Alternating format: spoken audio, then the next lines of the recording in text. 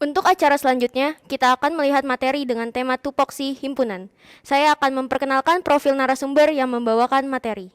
Narasumber yang pertama adalah Saudara Gama Genaya, selaku Ketua Himpunan Mahasiswa Sistem Informasi dengan pengalaman organisasi Ketua Himpunan Mahasiswa Sistem Informasi, Sekretaris Karang Taruna Gria Loka, Panitia Acara Prima, Fraksi IKBM Universitas Pembangunan Jaya. Dan narasumber yang kedua adalah Saudara Ramadan Arif Yoga Pratama selaku mahasiswa Sistem Informasi 2018 dengan pengalaman organisasi Ketua OSIS SMP Anugerah Denpasar, Ketua Pelaksana Forum OSIS Denpasar, Ketua OSIS SMP Taruna Bangsa Tangsel, Ketua OSIS SMK Bina Informatika, Purna Paskibraka Nasional, Fraksi Forum Komunikasi Wilayah 4 Jawa Barat Banten, Ketua Kolat Merpati Putih Sejabodetabek, BEM Universitas Pembangunan Jaya, Kementerian Kajian dan Strategi, Fraksi IKBM Universitas Pembangunan Jaya, anggota LKMM TM Dikti, Korwil Wilayah 4 Jawa Barat Banten IMSI. Untuk mempersingkat waktu, mari kita masuk ke dalam materi. Saya panggilkan narasumber yang pertama, Saudara Gema Genaya.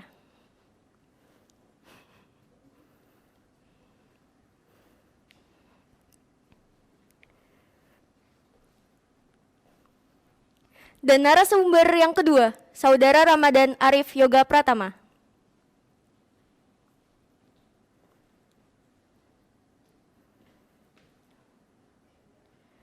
Untuk memulai acara, saya serahkan kepada narasumber kita pada hari ini. Oke, Adam. Galma, Kahim, Himasih. Oke. Ini kenapa sih panggilan lu tuh Adam padahal nama lu Ramadan? Oh itu kalau gue jelasin, saya jelasin ya. SKS dosen lewat. Pak. Panjang ya? Marcel, iya. Panjang ya? Semua lewat apa kayak? Itu wah perebutan tahta nama tuh ada di situ, jangan dah kayak. Namanya udah masuk banget itu Ramadan ke Adam, oke. Iya nggak apa-apa. Oke. Iya, nama orang tua tuh doa loh. Oke. Emak gue ngomel terus di rumah. Ini by the way kita mau ngebahas apa sih sekarang? Himpunan ya? Emang himpunan. Himpunan. Himpunan. Oke, himpunan. Oke. Kita set aja himpunan. Oke. By the way kita disediain sama minuman jus ya? Gue nggak tahu nih panitia. Yang penting gue terima kasih lah sama panitia. Iya, makasih. Capek-capek tuh ngedit. Lanjut. Ini kan lu itu orang yang memang udah kental banget sama organisasi nih dari SMP. Organisasi ya. Oke. Kenapa? Itu lu battle banyak banget tuh by the way.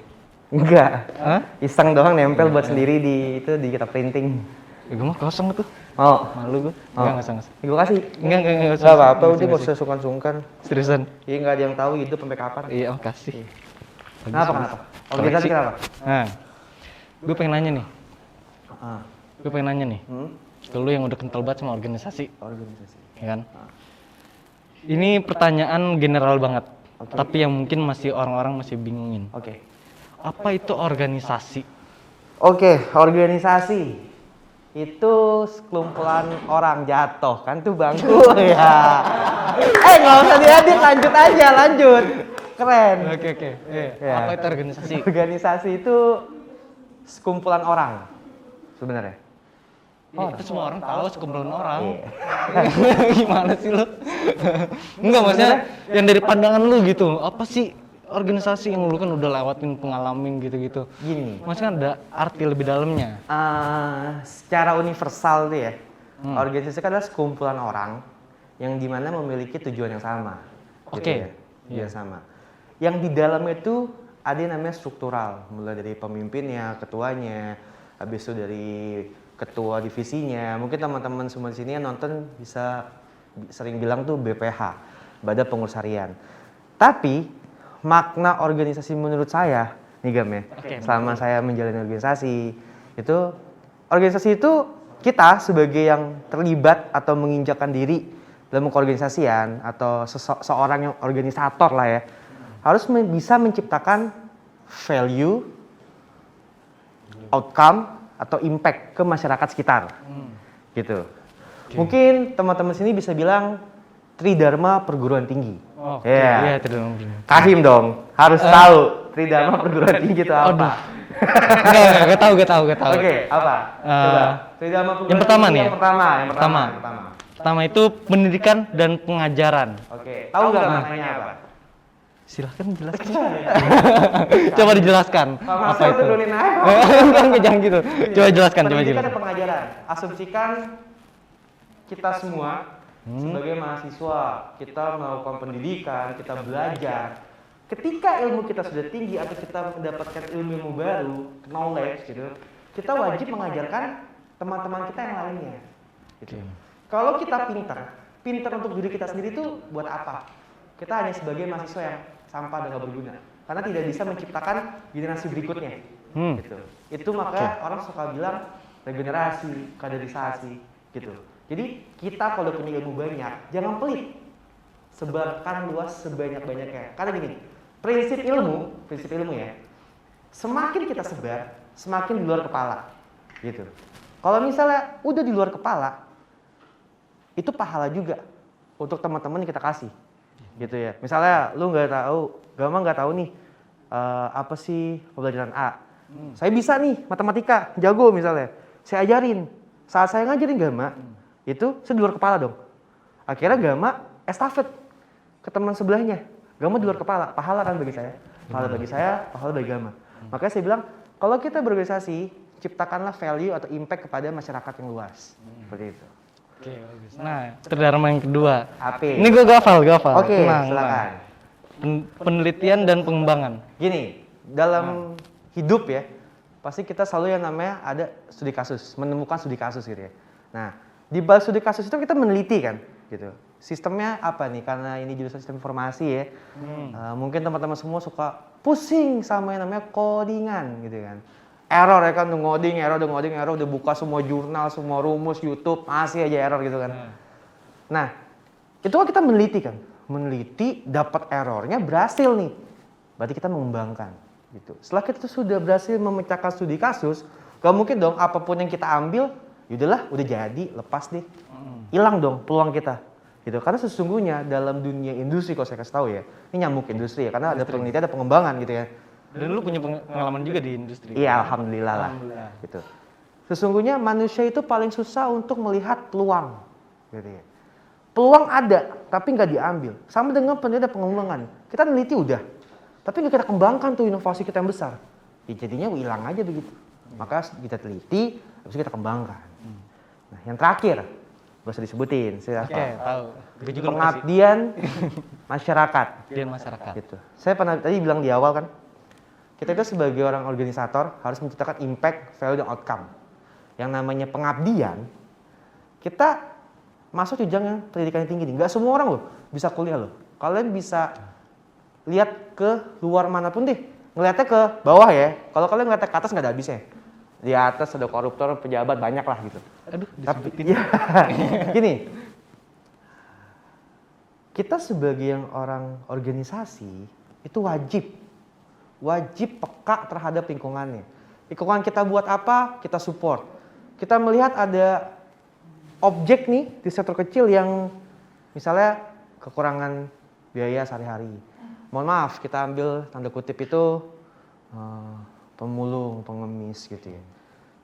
Kalian mahasiswa ngebuat program kerja, itu kan standarnya tinggi, ya kan. Berhubungan dengan digital, meningkatkan literasi, kita pakai aplikasi ini ABC. Yang bisa nikmatin kalian doang yang punya waktu, punya uang. Tapi masyarakat kecil kan nggak bisa nikmatin. Makanya, itu namanya pengabdian masyarakat. Kita terjun ke lapangan, apa yang perlu kita bantu, kita bantu. Itulah kita untuk orang organisasi. Gitu. Oke, mantap. Suka jawabannya. Jadi, keren ya? Iya. Orang memang yang dari pengalaman organisasi banget nih kayak gini. Iya, gak sia-sia lah ya. Enggak sia-sia, benar-benar. Oke nih. Ini mungkin apa ya, dari pandangan maba juga nih. Oke. Ya kan? Ini ada pertanyaan tentang fungsi pengurus himpunan untuk prodi itu apaan sih? Waduh, berat ini. Ini pertanyaan seorang kahim ini. Oh enggak, Pak ini Marcel. gue menempatkan diri gue sebagai maba. Oke. Sebenarnya gini ya,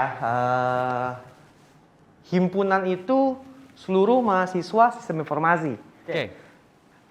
Gama dan teman-teman yang ada di ruangan ini deh, Itu namanya pengurus himpunan. Ngurus. Pengurus himpunan. Anda itu berada di tengah-tengah posisi. Misalnya, prodi itu atas, awan dan semacam ya. Kalian itu kan dunia atas, dunia bawah nih, ya kan? Nah, kalian tengah-tengahnya nih. Apa itu maksudnya? Ngerti nggak? Oh, kurang ngerti. Kalian itu sebagai penunjang, penunjang. menjembatani, Jembatan. gitu. Jadi gini, Oke.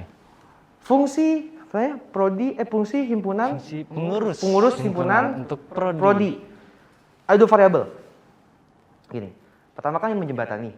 Variabel kedua adalah himpunan mensupport mahasiswanya untuk berkembang. Oke. Tapi program studi prodi mensupport himpunan juga untuk menciptakan SDM yang unggul. Begitupun sebaliknya. Saat prodi punya gagasan, saat prodi punya program kerja, itu disupport oleh himpunan. Jadi ada keselarasan. Seperti itu. Jadi keselarasan. Nah, keselarasan itulah yang menciptakan himpunan atau branding itu jadi kuat. Gitu. Branding. Branding. Branding. Oke, branding. Kenapa Ini dengan bukan branding? nih. Hah? Oh enggak. Biasanya enggak, jangan deh, lanjut aja. Branding kenapa? Biasanya ada prodi Hah? yang memikirkan tentang branding. Oh, branding dan branding. Branding Ya dan branding. Jadi, Bukan emang- memikirkan kualitas dari prodinya itu sendiri. Oke, Eh. menurut saya ini nggak bisa dimungkirin, apa sih bahasa Indonesianya, nggak bisa dibantah sih, Oke. gitu. Nah, setiap instansi atau sektor manapun, mau itu organisasi, industri dan semacamnya, pasti nomor satunya itu branding, Oke. agar dikenal sama masyarakat luas kan, sama masyarakat luas. Iya. Nah, menciptakan branding itu tuh susah. Butuh waktu yang sangat lama banget. Biar cepat mau tahu gimana? Gimana? Coba jelaskan. Jangan terlalu fokus ke branding. Ciptakan dulu semua inovasi yang ada gitu ya. Ya. Buatlah pahala sebanyak-banyaknya nih. Buat sebanyak-banyaknya nih pahala nih. Kita bantu A, bantu B, bantu C, bantu D, bantu A sampai Z dibantu. Suatu saat branding atau nama itu akan ngikut di belakangnya. Gitu. Oke, iya, iya. Ambil contoh apa dalam kehidupan sehari-hari. Gini, kita di mahasiswa itu kan banyak satu angkatan kan, beratus-ratus angkatan, ya kan. Dan satu angkatannya pun beratus-ratus mahasiswa, ya kan. Betul. Tapi pasti teman-teman punya satu orang yang ikonik di angkatannya. Oke, iya, kayak panutan. Panutan. Wah, dia pinter nih, IPK-nya tinggi. Caranya gimana? Oh, nanti ada yang ngomong, dia orangnya asik loh. Kalau nggak tahu tanya dia aja, gitu kan. Itu secara nggak sadar pahala yang dia buka, bahasanya kalau pahala ketinggian banget ya, kagak banget ya. Niat baik yang dia kerahkan gitu ya. Kalau Gama nggak tahu tanya saya, gitu ya kan. Ifat nggak tahu tanya saya, gitu. Dieter nggak tahu tanya saya, gitu. Semakin dia buka pertemanan, buka relasi dengan niat baik dia, secara nggak langsung dia nge-branding diri dia. Iya. Buat mindset orang tuh, ih kalau gue ngobrol sama Gama gitu, ngobrol sama ini asik ya, anaknya enjoy ya, gitu. Itu branding. Kalau ditarik ke organisasi gitu ya, ke organisasi, kalau saya bilang kan tadi di 33 ada yang pengabdian masyarakat, gitu kan. Jangan pernah berpikir kita harus mengabdi, harus ke sektor luar, tapi harus ada namanya. Jangan, berbuat baik sebanyak-banyaknya, nama itu akan muncul di belakang secara beriringan. Oke. Saya punya dosen, gitu. Mungkin nanti Pak Guri nonton, Pak Guri selalu nasihatin ke saya. Dan jangan pernah berasumsi untuk menciptakan sebuah brand atau nama yang besar di awal. Tapi berbuatlah baik, ciptakanlah inovasi setinggi-tingginya. Suatu saat inovasi kalian, gitu, hal yang kalian lakukan akan dilihat oleh masyarakat luar, gitu. Yang dimana itu akan jadi branding buat kita sendiri. Oke.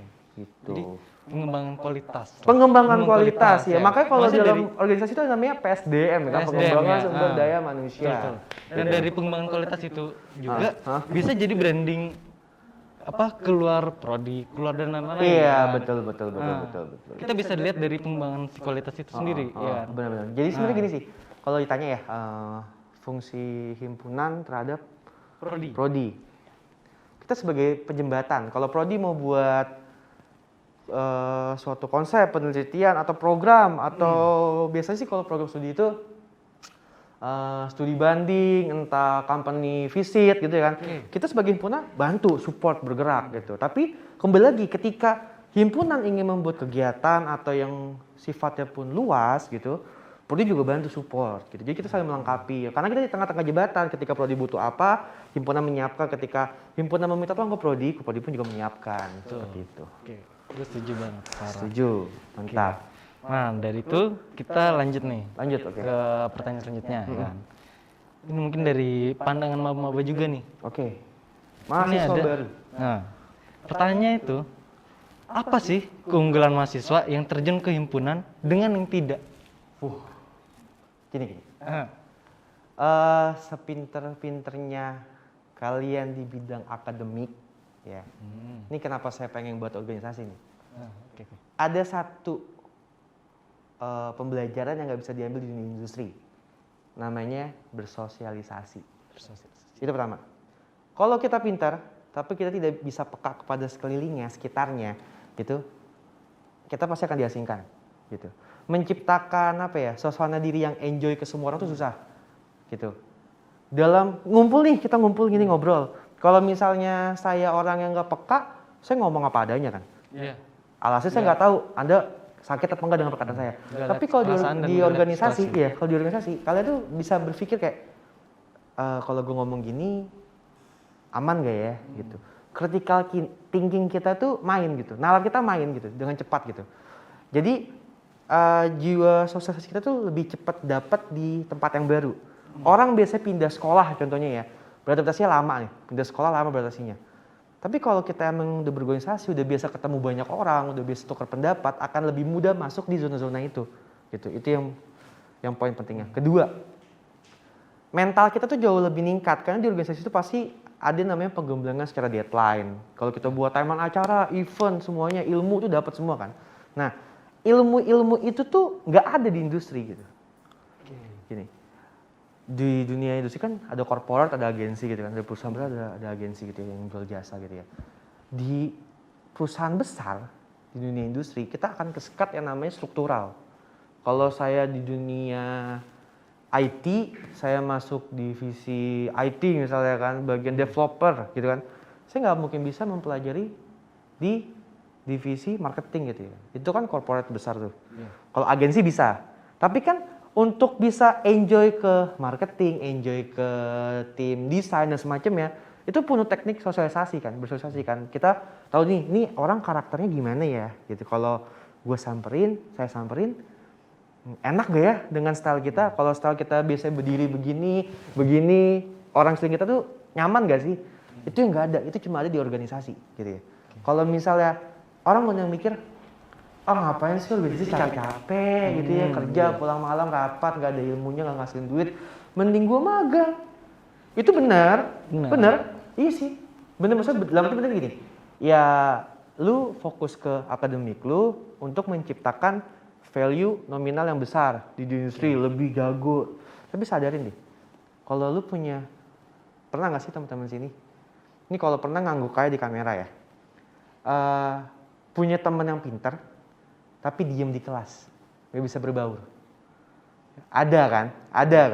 Yang di sini ada kan? Pintar banget. Tapi kalau dipecandain dikit baper gitu. Mau baper lah bahasa gaulnya ya. Nah itu tandanya nggak bisa bersosialisasi gitu. Percuma kita pintar kalau kita nggak dapetin kayak bisa menjaga perasaan orang semacamnya gitu ya.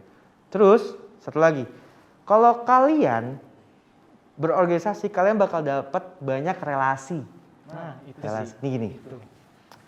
Ini tentatif ya, bisa iya bisa enggak. Tapi asumsi saya, kita bisa fighting di dunia industri itu ada 2 variabel. Satu, latar belakang orang tua kalian atau keluarga kalian itu apa.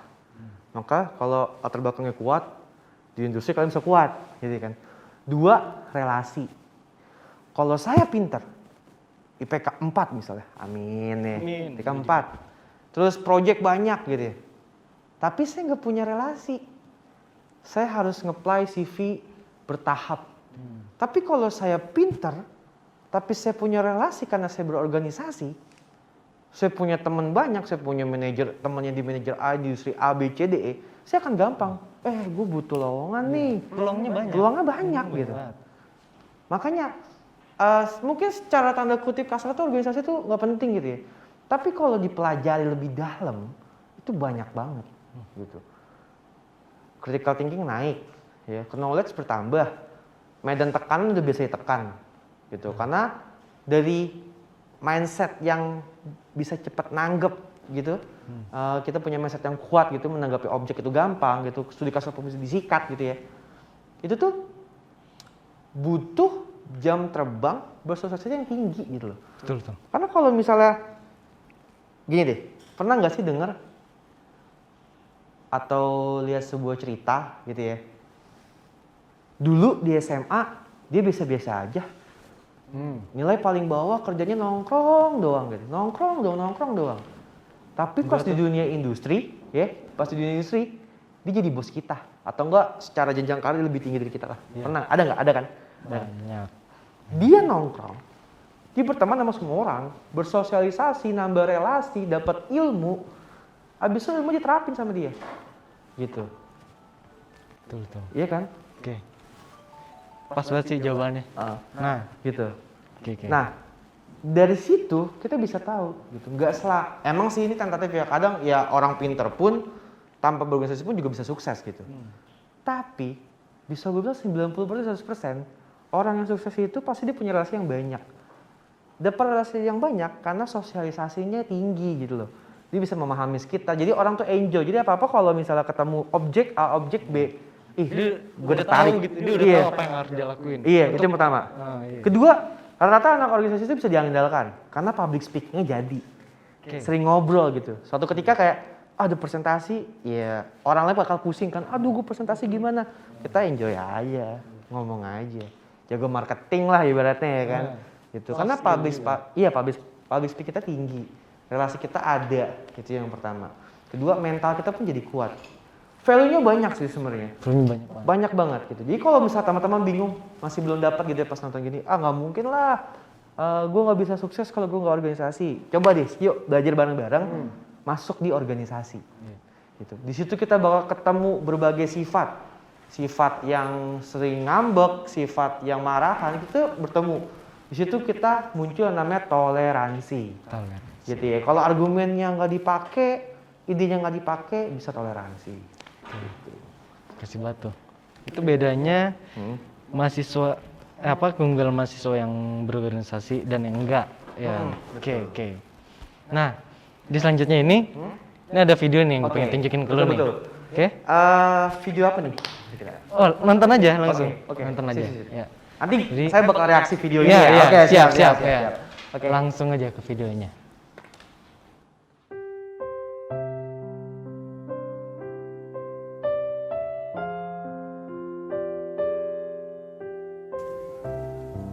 Dari Sabang sampai Merauke, dari pelosok sunyi hingga ke kota, sang merah putih berkibar dengan gagah, melambai di angkasa, meliuk-liuk dengan anggun, tertiup angin. Tetapi, jika kamu melihat nenek tua yang dipenjara 5 tahun karena mencuri beberapa batang kayu, dan para koruptor mendapatkan ruang tahanan yang mewah, itulah Indonesia. Jika kamu melihat para pedagang kaki lima dan pengemis berlarian dikejar-kejar oleh anggota Satpol PP, dan tikus-tikus pejabat duduk manis di gedung besar dan ber-AC, layaknya seorang raja di negeri ini.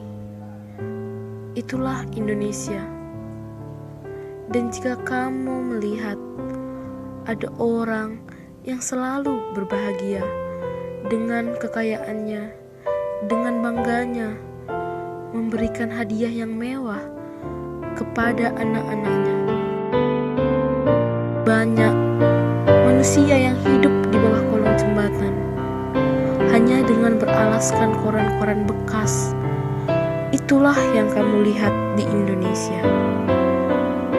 Janji-janji pemerintah yang selalu terucap olehnya. Tetapi itu hanyalah omong kosong belaka.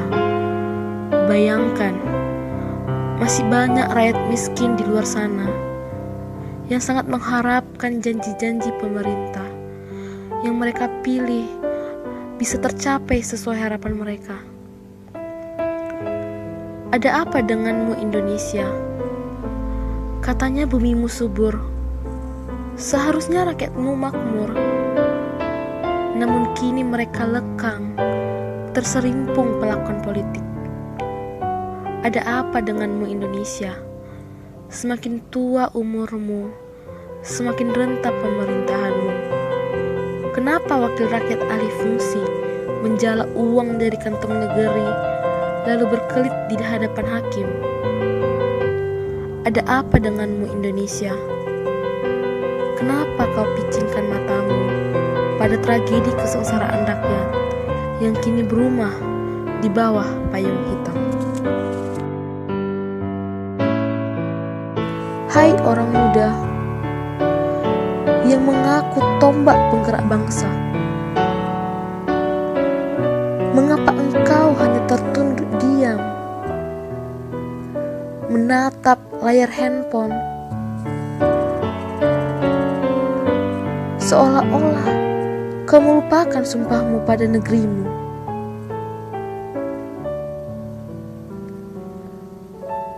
Hai pemimpin negeri, tidakkah kau merasa berdosa selalu berusaha menutup mata atas dinding yang kau bangun antara gubuk kumuh mereka dan istana megahmu, agar kau seolah-olah tidak mendengar jeritan mereka? Wahai penguasa, pejabat yang mengaku kesatria penolong bangsa, tidakkah hatimu pilu melihat pondasi bangunan rumahmu, yaitu negaramu, hancur? Tidakkah hatimu pilu mendengar jeritan pedih kesengsaraan negaramu? Jika sedang menangis darah melihat masa depan bangsa pelan-pelan hilang oleh nafsu kekuasaan. Oh bangsa Indonesia, sungguh malang nasibmu mempunyai pemimpin-pemimpin yang tidak layak menjadi pemimpin.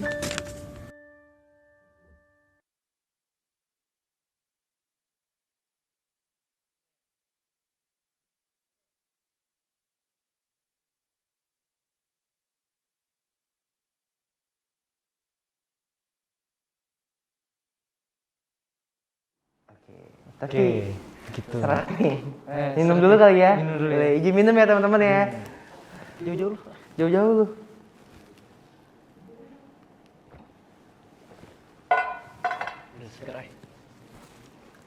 Oke. Itu tadi videonya. Nah, Nah. lurus dikit. Maskernya lurus kali. Lurus. Nah, itu yang panitia temuin tuh videonya, oke? Ya kan? Nah, menurut lu itu hubungannya dengan organisasi apa sih? Di Gini. video itu? Teman-teman nonton video tadi ya. Di situ ada yang namanya rakyat golongan bawah. Gitu. Rakyat yang secara garis besar tuh bagaimana dia mau ngikutin era kita kalau sehari-harinya saja pun mereka mikirin saya makan apa ya? Bagaimana dia bisa ngikutin perkembangan teknologi ya, Kak? Gitu. Ada program himpunan nggak yang terjun ke lapangan? Baksos. Baksos nih. Bakti sosial. Bakti sosial. Contohnya aja ya, itu peran kita. Gitu. Terjun ke lapangan. Jika mereka tidak bisa sekolah, kita bisa sekolah. Sharing ilmu kita ke mereka. Oke. Sharing ilmu kita ke mereka. Turun ke lapangan, mengedukasi mereka.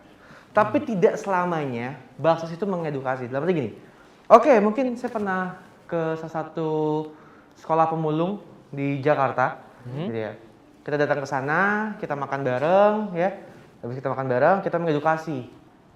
Pendidikan seperti ini, gitu. Belajar seperti ini, kita kasih donasi buku ke mereka, gitu. Tapi yang kita lihat kan sektor situ, banyak juga sektor-sektor di jalannya nggak kesentuh. Gini, saya kasih tahu ke teman-teman, jangan pernah berasumsi atau percaya dengan statement, pengemis kan di jalanan ngemis tapi di kampung rumahnya besar, di berita banyak. Yang di berita itu 1 banding berapa juta, gitu. Ya, sekarang terjun ke lapangan, sebesar ngasih makan aja mereka udah seneng, gitu. Udah bisa berkontribusi. Udah bisa kontribusi gitu. Kalau kita nggak bisa berkontribusi yang besar ke negara, setidaknya sektor-sektor kecil itu kita pegang lah. Tapi itu maksudnya bukan kecil sih, besar sih itu. Besar, cukup besar. Tapi kalau dibandingkan skala negara kan jauh gitu kan. Nah, Kayak itu gitu. juga sih. Maksudnya dari kita itu organisasi yang kecil, tapi bisa berbuat yang besar. Betul, setuju. Gitu karena nggak selamanya mau kita dalam lembaga besar atau lembaga kecil bisa mengedukasi atau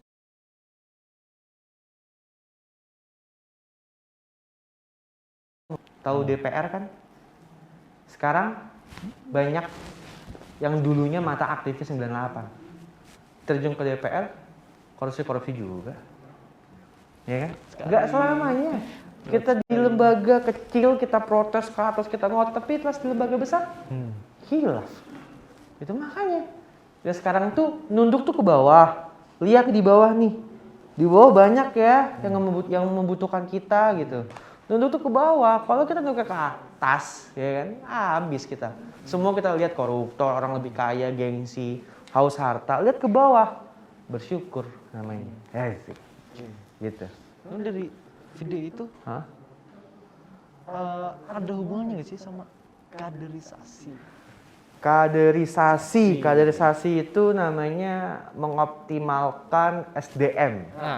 Biasanya dalam kepengurusan organisasi itu diciptakan saat regenerasi dari organisasi tersebut atau saat ospek mahasiswa baru. Kalau di SMK peserta didik baru, gitu kan. Kaderisasi itu kan mengoptimalkan, gitu. Yang tadinya belum tahu bisa menjadi tahu. Simple. Saya dari SMA masuk ke perkuliahan gak tahu yang namanya politik misalnya. Nanti senior saya bakal ngasih ini loh politik. Saya nggak tahu nih organisasi, saya baru memulai untuk organisasi. Ini loh organisasi, gitu. Saya nggak tahu nih caranya berdebat, teknik sidang. Habis itu urgent apa sih organisasi itu? Nih ilmu ambil. Itu namanya kaderisasi. Menciptakan SDM yang unggul untuk regenerasi berikutnya. Jadi ada turun menurun. Gitu. Iya. Nah, penerapan kaderisasi yang bagus tuh. Penerapan ini beda-beda nih, beda penerapan kaderisasi yang bagus. Ada yang digembleng, diinjek, ada yang diedukasi, ada. Bagi saya, menciptakan kaderisasi itu nggak hanya ngegembleng fisik dan mental, tapi kita lihat yang kita kader itu, yang kita ajarkan itu di era mana dia berdirinya. Gitu. Simple. Lihat situasi, gitu. Kita tahu kelahiran tahun 90-an. Yang dimana pemukulan atau pengemblengan itu ada. Tujuannya apa? Biar siap mental. Dihitungin, ngumpul di sini. Lewat minus push up, guling-guling. Tujuannya biar orang kalau ngomong, tujuannya apa sih? Biar fisik lu kuat misalnya. Biar fisik lu kuat, lu tanggung jawab, lu on time. Mental gitu. kuat dan lain-lain. Di era itu. Era sekarang yang emang udah teknologi nggak bisa yang dihajar habis-habisan. Beda sektornya. Kalau untuk militer iya. Tapi untuk kita nih misalnya mahasiswa sistem informasi gitu ya. Nggak harus dong ada yang namanya penggamparan dan semacamnya. Ya kan? Kita bisa edukasi dengan berbagai sektor. Misalnya ciptain tim building. Bener kan grammarnya? Bener ya? Tim building. Itu kita ajarkan ini loh materi teamwork, ini loh materi leadership. Habis itu kita eksekusi secara praktek, bisa diakan ke game dan semacamnya. Yang dimana itu bisa mengasah critical thinking mereka oh jadi pemimpin tuh begini ya, gitu. Kalau misalnya saya harus ambil langkah A tapi panitia saya nggak bersedia ngambil langkah A, saya harus gimana sih? Lihat value-nya, oh begitu ternyata, gitu. Terus kalau kita sharing gitu sama orang-orang kayak, kenapa sih soal senioritas itu tradisi kita, gitu ya kan? Iya. Itu budaya kita, bukan budaya, gue bilang. Kenapa gue bukan bilang budaya? Ini, bukan budaya, karena gini, budaya yang dibilang itu adalah budaya dendam. Angkatan gue diinjak, gue nggak mau tahu nanti pas gue naik senior gue injak bawah, gitu. Itu kalau nggak diputus bakal turun menurun sampai bawah. Itu budaya bukan budaya tanda kutip yang bagus mengedukasi. Memang di luar edukasi, tapi kan caranya salah, gitu. Kalau misalnya sekarang nih, saya selalu ngotot ke soal organisasi ya. Coba dong dihukum yang sifatnya ke sosial gitu. Bersifat sosial, simple. Andaikan saya datang rapat. Saya datang rapat, biasanya ada yang didenda, ada yang disuruh push up, dan semacamnya di beberapa organisasi. Tapi saya selalu pengen nyiptain, kalau saya denda, coba deh, punishment-nya itu bersifat sosial untuk lingkup organisasinya. Entah hanya sekedar membawa binder, taruh di rak file, biar filenya tertata. Jadi ada memori yang tertinggalkan. Kalau misalnya itu kita di-push-nya itu hanya untuk yang digembleng, disuruh guling-guling gitu ya. Habis dong. Jadinya dendam kan. Gue nggak mau tahu bahwa gue harus juga begitu, gue nggak mau tahu. Tapi kalau misalnya kita dendanya sosial gitu ya. Saat adik-adik kita itu main ke lab, ini dari angkatan segini ya, bindernya rapi. Oh yuk, angkatan kita lebih rapi lagi. Gitu loh. Jadi kaderisasinya tuh muncul gitu. Kadang orang kalau ngomong, iya harus digembleng, itu udah budaya kita. Enggak budaya, itu ego lu aja, itu keegoisan kalian sebagai senior, ya. Pertama, karena dendam. Gak terima gitu. Harus dihilangin sih. Itu harus sadar juga lah. Iya, sasarnya itu sektornya mana? Kalau lagi dunia digital, edukasi digital biar mereka tidak tertinggal, literasi. Kalau dulu zamannya kita emang harus kuat, ada penjajahan dan semacamnya, oke boleh lah digembleng. Kecuali kalau militer harus kuat ya, militer kan. Itu jelas. Iya, jelas itu. Pekerjaannya pun juga jelas, kita melindungi negara kan. Tapi kalau kita sebagai pemuda yang akan mengembangkan negeri sendiri gitu loh, Iya. kan? Caranya beda, nggak gitu. Nggak gitu caranya. Tergantung sektor lah gitu. Jadi kalian semuanya nanti kalau jadi pemimpin, ketika ingin mengadakan kaderisasi, lihat sektornya. Sekarang tuh eranya apa? Era digital. Gembleng untuk digital ya. Harus tahu environment. Iya, environment. Iya. Oke. Gue suka tuh jawabannya. Ini kita lanjut aja ya. Lanjut aja boleh. Lanjut. Kalau ini pertanyaannya dari angkatan bawah. Oke. Kenapa nih? Iya. Oke. Tapi namanya disebutin nggak? Oh enggak. Enggak. Mungkin ada yang mau disebutin, ada yang enggak. Oke. Ya. Jadi ini dari pertanyaan yang banyak diambil yang paling bagus gitu. Punya ada pertanyaan. Oke. Saya siap menjawab. Nih, Ada pertanyaan saya siap menjawab. Ini. Oke. Nih pertanyaan pertama ya. Oke. Oh kalau yang ini nggak mau disebutin namanya. Oke, kita sebut apa nih? Ini Apa? ini sebenarnya pejuang cinta. Pejuang Cinta. Galau terus tuh. Semangat ya. Oke. Untuk pejuang cinta. Siap. Apa. Ini pertanyaannya nih ya. Bang, Oke. Ya. saya tidak tertarik sama organisasi. Saya mau magang aja. Gimana tuh? Saya tidak tertarik di organisasi, saya mau magang aja. Boleh magang aja silakan. Tapi sekarang lihat nanti pas Anda masuk dunia kerjaan, Bakal kaget. bisa nggak bersosialisasi sama teman kanan kirinya? Gitu.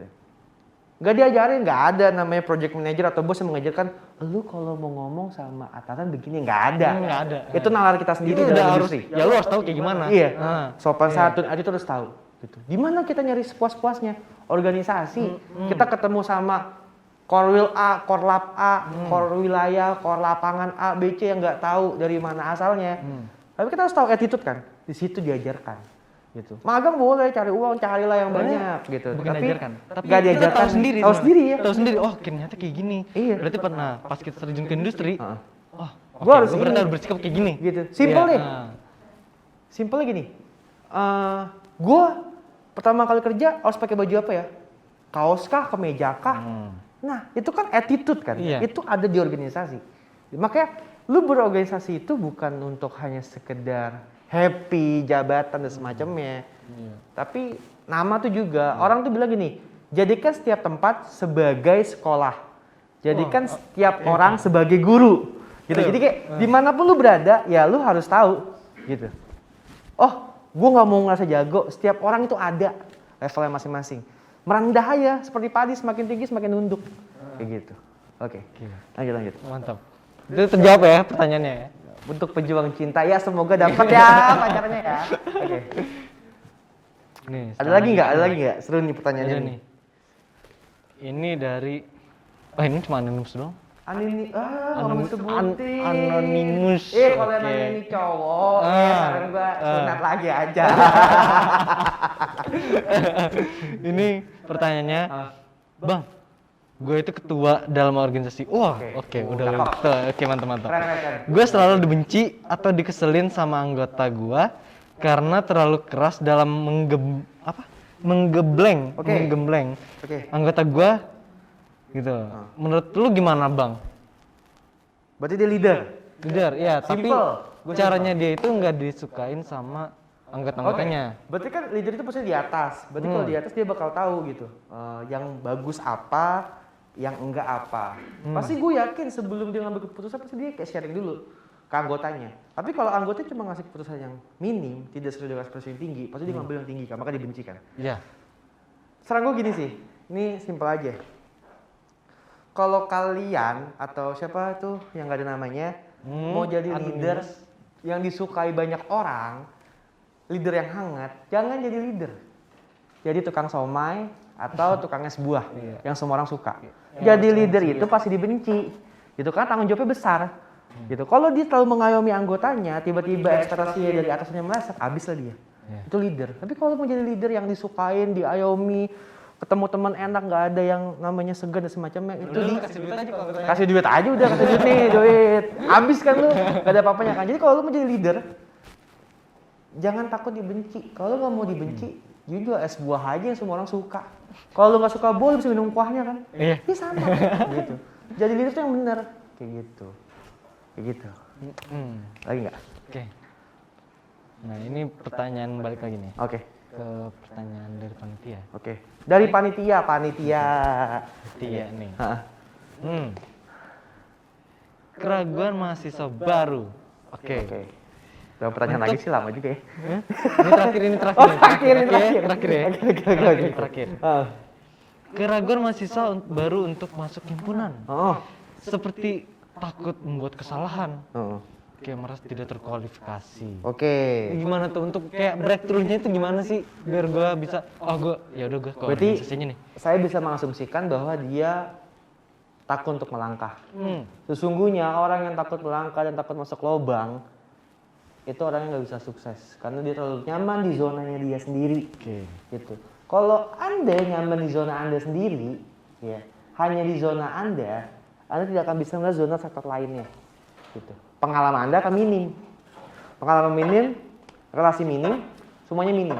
Kalau nyaman, ibaratnya kayak Anda tidur satu kasur sama bantal kalian sama guling, gitu ya. Nah, udah pegangnya itu aja. Ketika kalian masuk hotel lain nggak bisa harus bawa kasur. Iya. Berarti dia nggak bisa ada eksperimen baru kayak hotel ini enak nih bintang 5 nih, gitu kan. Nah itu. Jadi jangan pernah berada di sektor yang sama, di zona yang sama. Ketika kalian nyemplung di lubang, gagal, itu kalian harus punya mindset, gue harus bangkit. Ketika gue gagal, coba lagi. Kegagalan itulah awal dari sebuah kesuksesan. Bereksplor. Gitu. Sebanyak-banyaknya. Kalau kalian main aplikasi selalu nge-explore banyak, nge-scroll ke bawah, jadikan diri kalian seperti itu. Explore 1, explore 2, explore 3. Iya. Selalu menambah wawasan. Dan beradaptasi Iya. masing-masing eksploran itu. Betul. Ya? Jadi kita ya udah kebentuk. Betul. Gitu teman-teman. Oke, mungkin begitu aja tentang himpunan. Oh sudah ya. Bicara himpunan. Sebenarnya gini sih. Iya. Buat kalian yang masuk organisasi jangan takut-takut gitu ya. Coba gagal, berusaha untuk jadi yang terbaik. Kalau atasan kalian ngomel tuh bukan karena dia benci, tapi dia tuh mau ini kesalahan kamu harus begini. Gitu. Tupoksi tugas pokok, tupoksi tugas, Ayo. pokok, S-nya apa? Apa ya? Ayo. Gue ngetes dulu nih sebagai orang yang Tupoksi. kuat di Tugas, pokok, apa? Apa? fungsi. Fungsi. Lu kayak nggak tahu gimana sih? Lu gimana sih? Aduh. Organisasi. Gini. Tugas, pokok, dan fungsi. Di situ buatlah, iya panas ya. Iya panas. Di situ Seret nih kalian. Gue minum lagi ya. Sorry. Oh silakan. Saya baru mau ngomong mau closing nih. Ya, tupoksi, tugas, pokok, dan fungsi. Di situ kalian tidak hanya main-main saja, tapi ciptakanlah sebuah himpunan yang bisa mengerti masyarakat luar. Jadi nggak hanya sekedar ya happy aja di organisasi, dapat badge dan semacamnya, gitu. Jadi tugasnya kalian harus menciptakan kaderisasi yang baru, yang baik gitu ya, kaderisasi yang baik. Pokoknya, gimana caranya hal yang kalian buat itu terlihat oleh masyarakat luar dan masyarakat luar itu nyaman dengan yang kalian buat. Fungsinya agar masyarakat luar bisa menikmati sebuah karya yang diciptakan oleh organisasi kalian. Gitu. Jadi jangan pernah dah melakukan kesenjangan antara angkatan, jangan. Kita buat teamwork yang kuat agar semuanya enak. Ketika ada yang mengeluh kesusahan dibantu, ketika ada yang di atas masa pintar ajarkan yang bawah. Gitu. Jadi sebuah relasi. Kalau kalian belajar di dunia teknologi, ada yang namanya flowchart, waterfall, yang selalu mengulang, agar jadi teamwork. Itu semester 3 tuh. Ya, ntar yang dapat Semester 3. Semangat semester tipes. Oke. Mungkin gitu aja ya. Oke. Gitu aja, iya. Terima kasih loh udah diundang di Iya, sini buat ngisi gue juga acara. makasih banget udah mau datang ke sini ya, berbagi ilmu-ilmu tentang organisasi Thank dari you orang banget, yang thank you banget. jaga organisasi. Iya. Ya. Ya, saya tunggu kaderisasi berikutnya dari himpunan lah. Oke, Saya siap. pengen tuh himpunan CV itu semoga bisa bertaring seperti jurusan yang lainnya. Ya mungkin gitu. nanti setelah saya balik ke sini lagi saya bisa melihat CV itu SDM-nya banyak sekaligus ditaring mahasiswa lah, jadi patokan sekali jurusan. Siap. Kita kalahkan semua prodi-prodi besar. Jadiin. Kita emang kecil SDM-nya tapi kita punya ilmu yang besar. Jadiin. Oke. Hanya itu dari saya Gama Ginaya sebagai ketua himpunan dan Saya dari Ramadan selaku apa? Ya kan koor gua lu. Lu kan koor gua. ya selaku yang banyak lah pokoknya. Iya. Oke. Itu dari Ya. saya. Makasih. Terima kasih semuanya. Semangat.